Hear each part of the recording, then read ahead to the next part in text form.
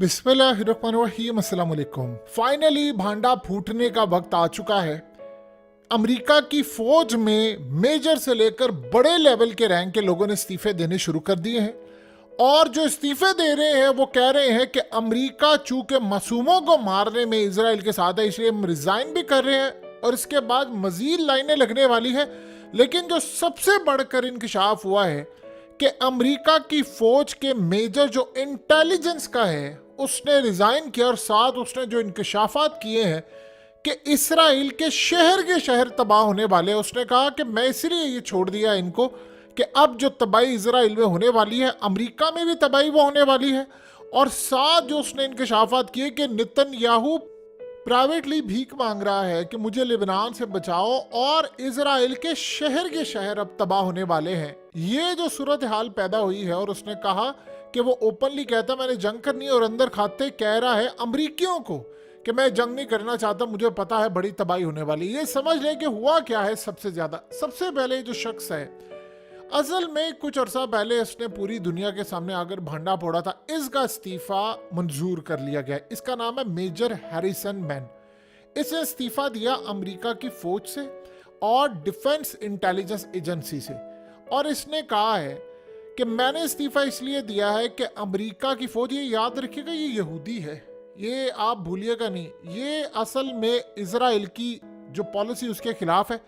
इसने कहा कि अमेरिका इजराइल का साथ देकर बड़े पैमाने पर तबाही लेकर आ रहा है, मैं उसका पार्ट नहीं बनना चाहता क्योंकि इस सारी सूरत हाल में मुझसे बर्दाश्त नहीं हो रहा कि किस तरह इसराइल जुल्म कर रहा है, किस तरह अमेरिका जुल्म कर रहा है और हम इसके साथ हैं। अब फौज में आने जा रहे इस्तीफे, वो कह रहे थी खाली मेरी सोच नहीं है, बहुत बड़े लेवल पर रैंक्स के जो ऑफिसर हैं वो भी अब यही काम करने जा रहे हैं। यानी अमेरिका की फौज में बड़े पैमाने पर इस्तीफे आने वाले हैं कि हमने इजराइल का साथ नहीं देना। ये इतनी बड़ी डेवलपमेंट है कि आप ये समझ लें कि इसके बाद अगले मरहले पर जो जो मुल्क साथ देगा अमेरिका और इजराइल का, उनकी फौज से इस्तीफे आएंगे। हो सकता है जर्नैलों के आए, ब्रिगेडियर्स के आए, कर्नैलों के आए, मेजर के आए। देखिए जो मेजर होता है वो उसकी एक अपनी वैल्यू होती है, लेकिन अगर वो इंटेलिजेंस का मेजर हो तो उसका लेवल बहुत हाई होता है। अब इस सारी सूरत हाल में आप अच्छी तरह समझ रहे कि अमेरिका के जो ऑफिशियल्स हैं इसने बताया, उसने कहा कि वो बता रहे हैं प्राइवेटली कि नेतन्याहू को पता है कि ये कितनी खतरनाक जंग होने वाली है हिजबुल्लाह के साथ, और उसने कहा कि वो लड़ाई नहीं करना चाह रहा बल्कि वो भीख मांग रहा है कि कोई फेस सेविंग हो जाए, कुछ हो जाए, मामला हो जाए, मैं अपना पॉलिटिकल कैरियर बचाऊं, सियासी कैरियर अपना बचा लूं और ये जंग किसी तरह ख़त्म हो जाए, लेकिन इस सारी सूरत हाल में मेरी भी सेविंग हो जाए। अब आप ये सोचें कि वो कहता कि मुझे सबसे ज़्यादा खतरा ये है कि इस वक्त ये जो सारे का सारा सिलसिला होने वाला, नेतन्याहू सिर्फ पावर के लिए काम कर रहा है। उसने कहा ये इतनी बड़ी तबाही होने वाली है, इतनी बड़ी तबाही होने वाली है कि जिसका आप अंदाज़ा भी नहीं लगा सकते। उसने कहा मुझे सबसे ज़्यादा खतरा यह है कि अमेरिका इस जंग में कूदेगा, अमेरिका को ड्रैग करके लेकर आएंगे। और उसने कहा कि इसराइल ने बहुत बड़ी मिसकैलकुलेशन कर ली है और ये जो लेबनान के साथ जंग होने जा रही है, इसराइल को पता है कि उसमें उसकी कितनी तबाही होगी। उसने कहा इतनी तबाही होगी, इतनी ज़्यादा तबाही होगी कि अमेरिका बचा नहीं पाएगा, ना इसराइल बचा पाएगा। उसने कहा मैं इस बात के बारे में आपको बता दूं कि मैं इंटेलिजेंस में काम कर चुका हूँ, मैं मेजर आऊँ, मेरे हाथ में बड़ी चीज़ें थी, मुझे पता है कि अमेरिका इस वक्त क्या सोच रहा है। उसने कहा कि इसराइल की मिलिट्री, उनको पता है कि जब हिजबुल्लाह के साथ हम लड़ाई करेंगे तो रॉकेट्स, मिसाइल, आर्टिलरी, और उसके बाद उसने कहा कि इतनी तबाही होगी, इतनी ज़्यादा तबाही होगी कि जिसका हम अंदाज़ा भी नहीं लगा सकते। उसने कहा कि सबसे बड़ा मसला ये होगा कि इसराइल का सारा डिफेंस तबाह हो सकता है, सिविलियन इंफ्रास्ट्रक्चर तबाह। उन्होंने कहा इन्होंने प्लान जो किया इसराइल ने, वो प्लान ये किया है कि हम जाएंगे, हम लेबनान में आम शहरियों के यानी हमले करेंगे, घरों पर आम लोगों को मारेंगे, बर्बादी करेंगे। उन्होंने कहा कि जब ये सूरत हाल होगी तो इसराइल को अंदाज़ा नहीं है कि उसके बाद इनको कितनी बड़ी कॉस्ट पे करना पड़ेगी। उन्होंने कहा कि कितने इसराइलियों की जान जाएगी। और इस सारी सूरत हाल में मैं वार्निंग कर रहा हूं कि इसराइल के कई शहर तबाह हो जाएंगे और बाइडेन उनको रोक नहीं पाएगा। उसने कहा कि मैं बार बार ये कह रहा हूं कि अमेरिका इस जंग में ना कूदे, अमेरिका इस जंग में ना कूदे और इस सारी सूरत हाल में आप अच्छी तरह समझ लें कि ये जो सप्लाई चेन्स होंगी ये भी बुरी तरह मुतासिर होगी। उसने कहा ये प्लान बनाकर बैठे हुए हैं कि हमने इराक में भी टारगेट करना है, शाम में भी करना है, ताकि हिजबुल्लाह का कम्युनिकेशन हम बंद करें। उसने कहा कि आपको अंदाज़ा नहीं है, जब आप ये काम करेंगे तो उसके बाद आप डायरेक्टली ईरान से लड़ाई करेंगे, तो ईरान तो इसराइल को नहीं छोड़ने वाला। उसने कहा कि मैंने बहुत सारे लोगों के साथ काम किया है, मैं आपको बड़ा खुलकर बता रहा हूँ कि अमेरिका के अंदर जो ऑफिसर है वो ये जंग नहीं लड़ना चाहते, ये बड़ी तबाही होने वाली है। इजराइल के अंदर बड़े पैमाने पर तबाही होगी, इनके कई शहर तबाह हो जाएंगे और इतने बुरी तरह तबाह होंगे कि जिसका अंदाजा नहीं लगा सकते। अब हुआ ये है कि जब ये सारे का सारा मामला चल रहा है, अब ये दो चीजें आप समझिए, खबरें बाहर कैसे आ रही हैं। आपको क्या लगता है कि अगर अमेरिका की आर्मी का चीफ जो है वो चाहता तो ये बंदा क्या रिजाइन ना करता या करता? दोनों साइड में अगर आर्मी चीफ चुप करके चाहता तो कोई किसी मीडिया की जरूरत थी कि इसकी खबर चला सके, ये आ सके मीडिया पर या दुनिया को बता सके? नहीं। इसका क्या मतलब है? इसका मतलब ये है कि अमेरिका के अंदर फौज भी नहीं चाहती और आर्मी चीफ भी नहीं चाहता। अब आपको ये बात समझ आई है कि उस दिन जनरल ब्राउन ने ये जो बात की थी कि भाई ये सब कुछ तबाह हो जाएगा आपका, हम आपकी जंग में कूदेंगे तो हम आपको बचा नहीं पाएंगे। अब हो ये रहा है कि अमेरिका की फौज के अंदर इस्तीफे दिलवाए जा रहे हैं, लोग तैयार हैं, अब उनको ओपनली कहा जा रहा है कि आप इस्तीफे दें और आप बताएं मीडिया को कि क्या जुल्म हो रहा है, फलाना हो रहा है, ताकि इसराइल को और ज्यादा प्रेशर पड़े कि भाई अमेरिका के अंदर अवाम सड़कों पर आ जाए और कहे जी अमेरिका की फौज ने नहीं जाना लड़ने के लिए, क्योंकि अमेरिका को ये बात अच्छी तरह पता है और वो 10 दफा कह चुका है इसराइल को, आप इस जंग में कूदेंगे तो हमारा बड़ा नुकसान होगा। एग्जैक्टली उसने यही बात की। उसने कहा कि इसराइल के कई शहर भी तबाह होंगे और ये भी कहा कि प्राइवेटली नेतन्याहू कह रहा है कि मुझे बचाओ, इनसे मेरी मदद करो। आप एक बात का अंदाजा लगा लें कि अगर ये सारे का सारा मामला हो रहा है, प्राइवेटली वो सारी सूरत हाल करे, वो तबाही करे, तो ये इतनी तबाहकुन सूरत हाल है, इतनी ज्यादा तबाहकुन सूरत हाल है कि अमेरिका को लग रहा है कि इसराइल जंग नहीं जीत रहा तो हम कैसे जीते। देखिए कल जब हूथियों ने हमला किया है तो 4 समुद्रों में उन्होंने इकट्ठे हमला किया, आज फिर उन्होंने हमला किया है। आप ये सोचें कि अब जो सबसे अहम डेवलपमेंट हुई है उसमें हुई है कि रूस इनको देने जा रहा है सुपरसोनिक मिसाइल, और वो जो सुपरसोनिक मिसाइल है वो अब तक इन्होंने यूक्रेन में इस्तेमाल किया, वो इतना तबाहकुन है, इतना ज्यादा तबाहकुन है कि वो इनके परखच्चे उड़ा दे, यानी उसको कोई रोक ही नहीं सकता, वो इतना ज्यादा तबाहकुन है। अब आप ये बताइए कि अगर P-800 यानी ओनिक्स ये रूस का मिसाइल जो है वो आकर इनको तबाह करेगा तो ये कैसे मैनेज करेंगे? जब इन्होंने यूक्रेन में इस्तेमाल किया था उन्होंने उड़ा कर रख दिया था, वो कह रहे हैं कि भूसियों को देने जा रहे हैं, वो अमरीकियों को मारे, इसराइल को मारे, और वो इतना ज़बरदस्त है कि वो इतनी, यानी आप समझ लें कि मैच 2.5 की स्पीड से जाता है, सब कुछ उड़ा कर रख देता है और कोई डिफेंस सिस्टम ना अमरीका का ना इसराइल का है कि वो इसको रोक सके। ये तो डेवलपमेंट हो रही है। तो आप बताएं कि सारी सूरत हाल में क्या ये लोग मैनेज कर सकते हैं? नहीं कर सकते। अब ये असल में हुआ क्या है कि फौज ने सारा काम किया है, अमेरिका की फौज ये चाह रही है कि हम इस जंग में ना कूदें, उनका नुकसान होगा, मिडिल ईस्ट से भी हो जाएंगे। देखिए जब जंग बढ़ेगी तो मिडिल ईस्ट में उनके अड्डे फारिग हो जाएंगे। उन्होंने यहां से क्या फारिग होने के लिए अपनी ताकत का इजहार किया था? नहीं।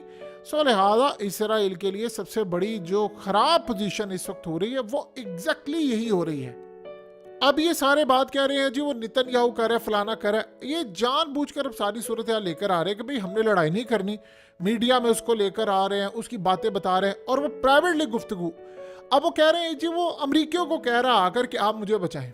अब आप सोचें जब ये अमरीकियों को कह रहे हैं फिर वो क्या चाह रहे हैं? कहते हैं वो चाह रहा है कि मेरा कैरियर बच जाए, मुझे सजाएं ना हो, ये जो वार क्राइम मैंने किया वो सजा ना हो, फौज मेरी हुकूमत के खिलाफ कोई इकदाम ना करे, मेरा सिलसिला चलता रहे, सब कुछ हो, फेस सेविंग हो जाए, तमाम चीज़ें हो जाए। आपको अब समझ आई है कि जो आर्मी चीफ है उसे नेतन्याहू को ये जो बात की है कि अब हैंड ओवर कर दे गजा हमास के हवाले, वो पावर में भी आ जाए, सब आ जाए तो क्या जरूरत हाल होगी। यही वो वजह, वो कह रहे हैं कि वो नहीं लड़ाई कर सकते। ये असल में आर्मी को कह रहे हैं कि तुम जाओ सिविलियन को मारो, उनके यानी खास तौर पर घरों को तबाह करो। वो कहते हैं वो फिर उसके बाद जंग करेंगे।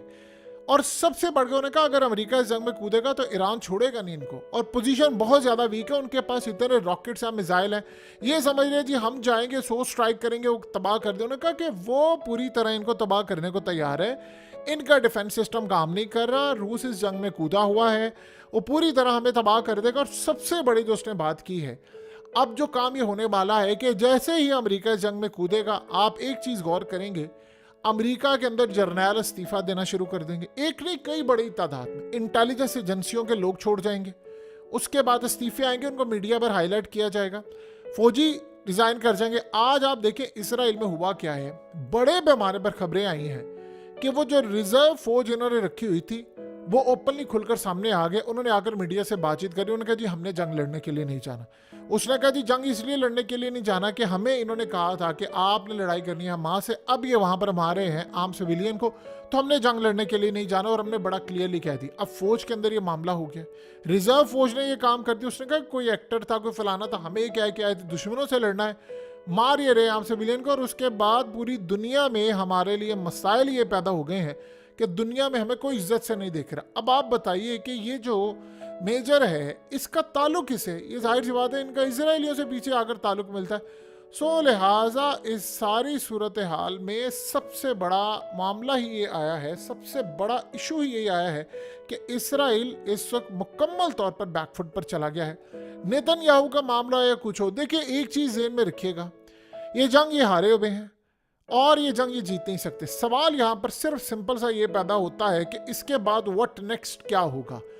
देखिए अमेरिका ये काम करेगा जब ये जंग में कूदेंगे, लट से ये सारी सूरत हाल करने के बावजूद भी इजराइल कहता है जी हमने जंग में जाना है, तो फिर ये सूरत हाल होगी कि हो सकता है पहली अटैम्प्ट में नेतन्याहू को फारिग कर दें, क्योंकि नेतन्याहू इस वक्त लाइबिलिटी बन चुका हुआ है।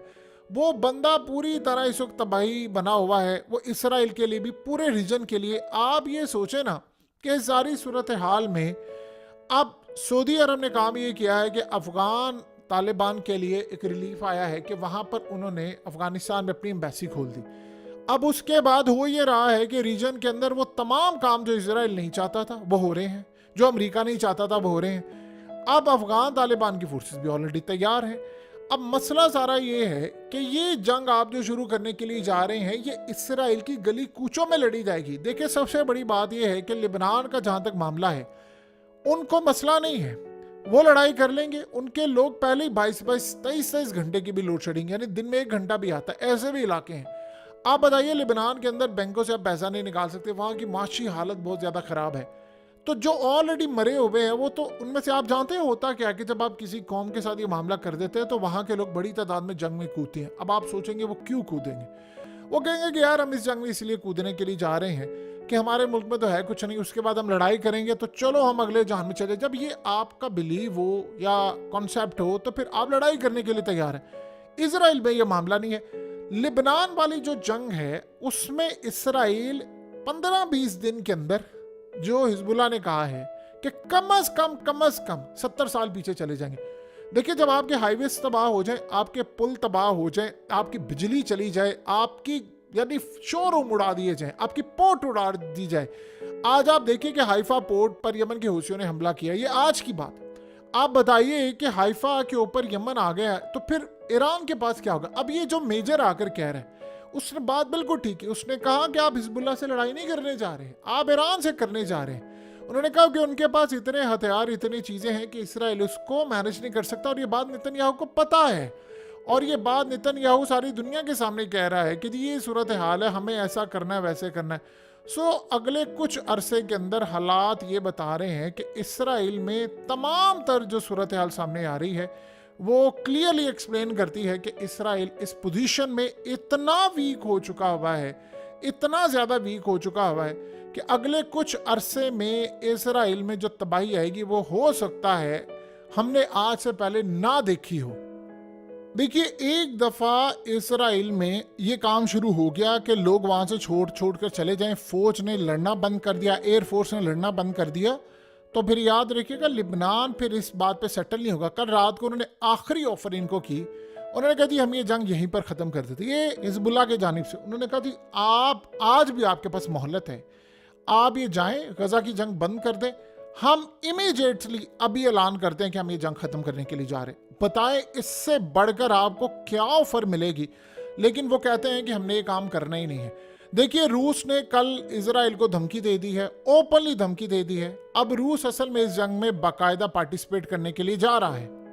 तो जब आप ये देखेंगे कि पार्टिसिपेट करने के लिए सारे लोग जा रहे हैं, तो फिर बताइए कि वो जो छोटे छोटे ग्रुप्स हैं उनको इन्होंने वो हथियार दे दिए हैं इतने यानी एडवांस लेवल के। हुआ ये है कि जैसे आपने कभी जिंदगी में देखा होगा कि बुकिंग होती है किसी चीज के लिए, इस वक्त हालत ये है कि कम से कम अगर हम रीजन से देखें और पूरी दुनिया से देखें, जो इस्लामिक वर्ल्ड और दीगर जगह हैं, इवन कि हम अगर देखें तो रमज़ान कादरे और ये सारे जितने लोग हैं, कम से कम इस वक्त 10 से 15 लाख लोग ऐसे हैं जो चाह रहे हैं कि हमें किसी तरह इजराइल के खिलाफ मैदान में उतार दिया जाए। वो पूरी तरह तैयार है। अफगानिस्तान की बात करें तो लाखों तो वहां से हैं। तो आप बताइए, आप सिर्फ चीज़ों को मैनेज कर लें। देखें ज़रा, अमरीकी फ़ौज में इस्तीफे आ रहे हैं, इजराइल की फ़ौज में इस्तीफे आ रहे हैं, वो लड़ने के लिए तैयार नहीं। आर्मी चीफ उनको कह रहा है कि हम ये लड़ाई कर नहीं सकते, और रिजर्व फौज और आपकी एक्चुअल फौज वो कह रही है भाई हमने लड़ने के लिए तैयार। अब बताएं, उसके मुकाबले में 15 लाख फौज आ रही है, तो 15 लाख जो है ये आप वहां से जीत सकते हैं? आप कैसे जीत सकते हैं? सो लिहाजा ये ज्यादा देर तक अब मामला नहीं रहेगा। लेकिन एक बात है बिल्कुल ये समझने वाली है, बहुत सारे लोग कह रहे हैं कि जी इस दफा ये मामला हो जाए। आप सोचिए, आर्मी चीफ ने अगर ये जो बात की है कल नेतन्याहू को, उसने कहा जी आप हैंड ओवर कर दे। उसने कहा क्या हैंड ओवर कर दे? उसने कहा जी ये गजा सारा हमास को दे दें। उसने कहा पावर में भी इनको आने दे, ये खुद ही करें, भीख मांग कर करें, बिल्डिंगें दोबारा बनाए, हमारा कोई कंसर्न। इसका मतलब हम पीछे हट जाए। तो उसने कहा फिर ये जंग क्या है? तो उसने कहा जी ये जंग तो फिर ऐसे ही है, वरना आप अगर ये जो लेबनान की जंग में जाएंगे तो इससे ज्यादा ये सारी तबाही जो गजा में हमने की है ये हमारे शहरों में होना शुरू हो जाएगी। तो वहां पर उसने कहा कि नो, यहां पर मैंने क्रॉस लगा दिया। और आज देख ले कि मेजर कहता है कि ओपनली ये बात करते और प्राइवेट महफिलों में हमें आकर कह रहे हैं कि हमें यहाँ से लिबनान से बचाएं, हिजबुल्लाह से बचाएं। ये बात उस बंदे ने बड़ी समझदारी की है, और ये बात वो कह रहा है, वो कहता है ये आपको गलत फहमी है कि आप हिजबुल्लाह से लड़ाई करने जा रहे हैं। ये जंग ईरान की है, ईरान ने आपको छोड़ना नहीं है। उसने आपको सैंपल दिया था ना 300 मिसाइल और चीज़ों का, अब वो आपके साथ जो करेंगे आपको समझ आ जाएगी।